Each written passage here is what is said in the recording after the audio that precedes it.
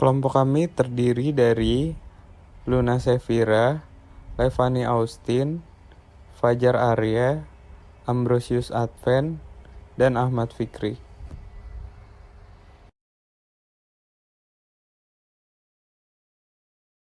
Perbedaan metode tradisional dengan metode agile.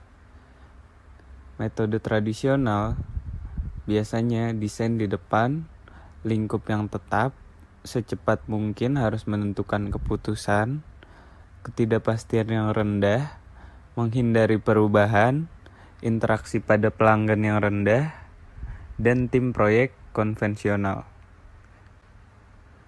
Metode agile biasanya desainnya berkelanjutan, lingkup yang fleksibel, tidak terburu-buru dalam menentukan keputusan, ketidakpastian yang tinggi, dapat berubah-ubah, interaksi pelanggan yang tinggi, tim proyek yang terorganisir sendiri.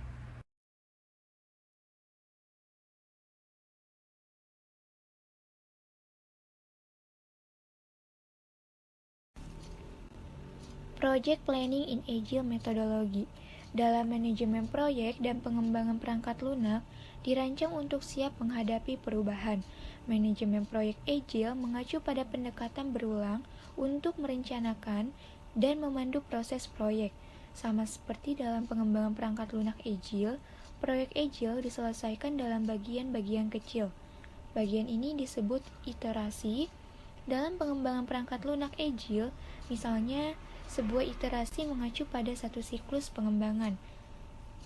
Keuntungan manajemen proyek Agile adalah pengelolaan proyek dan perencanaan proyek yang lebih fleksibel dibandingkan metode praktik manajemen proyek yang dianggap lebih tradisional.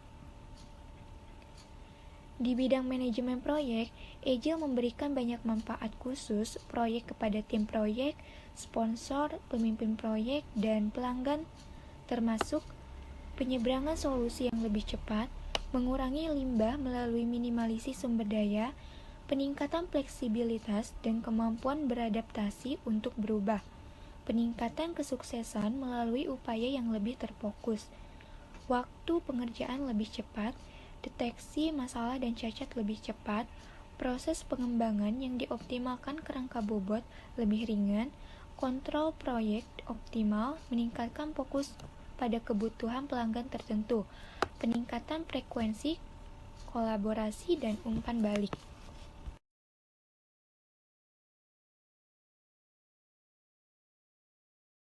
Menerapkan Agile PM ke proyek besar.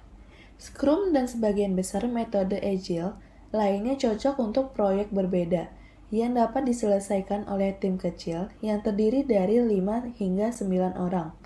Metode tangkas dapat digunakan pada proyek skala yang lebih besar di mana beberapa tim mengerjakan fitur yang berbeda secara bersamaan. Dalam prakteknya, kondisi ini disebut penskalaan. Tantangan utama dengan penskalaan adalah integrasi memastikan bahwa filter yang dibuat bekerja sama selaras satu sama lain. Tidak ada solusi mudah untuk tantangan integrasi perencanaan awal yang signifikan. Diperlukan untuk mengelola saling ketergantungan dari berbagai fitur yang akan diperkembangkan.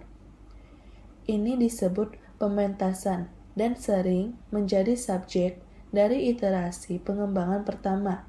Di sini protokol dan peran untuk mengordinasikan upaya dan memastikan kompatibilitas ditetapkan. Hal ini didukung dengan penempatan visi produk yang jelas, sehingga keputusan trade-off konsisten di tingkat tim lokal.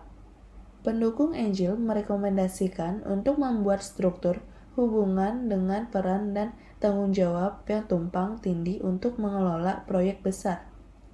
Ada beberapa tim pengembangan fitur, sebuah integrasi terpisah, dan membangun tim dibentuk yang terdiri dari anggota paruh waktu dari masing-masing tim fitur. Tim ini menangani masalah integrasi yang sulit melalui pengujian dan penempatan persyaratan untuk tim fitur. Untuk mengkoordinasikan struktur multi-tim, tim proyek pusat dibuat yang terdiri dari manajer proyek tingkat yang lebih tinggi, manajer produk yang mewakili kepentingan pelanggan, dan manajer proyek.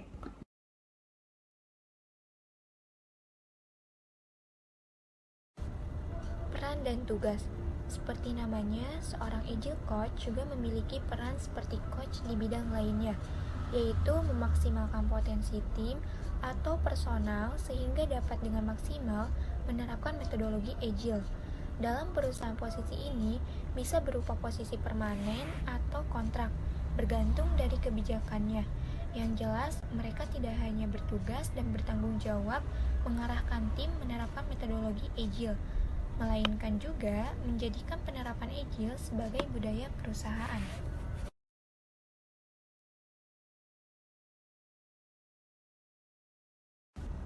Keterbatasan dan kekhawatiran.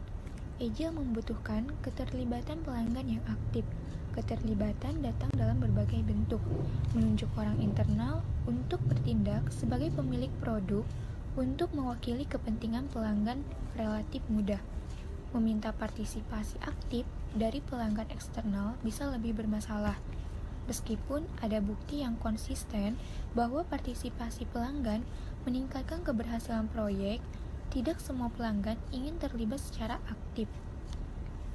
Banyak yang terlalu sibuk, yang lain percaya bahwa mereka menyewa tim proyek sehingga mereka tidak perlu terlibat. Mengamankan kerjasama pelanggan untuk mencurahkan waktu yang diperlukan untuk mendukung agile PM adalah sumber kegagalan yang umum di lapangan. Kerangka kerja agile PM seperti Scrum digunakan secara eksklusif untuk menyelesaikan proyek pengembangan perangkat lunak dari awal hingga akhir. Perusahaan lain menggunakan agile PM hanya selama fase eksplorasi awal suatu proyek. Agile PM digunakan untuk mengembangkan teknologi terobosan penting atau menentukan fitur penting. Setelah fitur dan teknologi diketahui, maka manajemen proyek tradisional diterapkan untuk menyelesaikan proyek.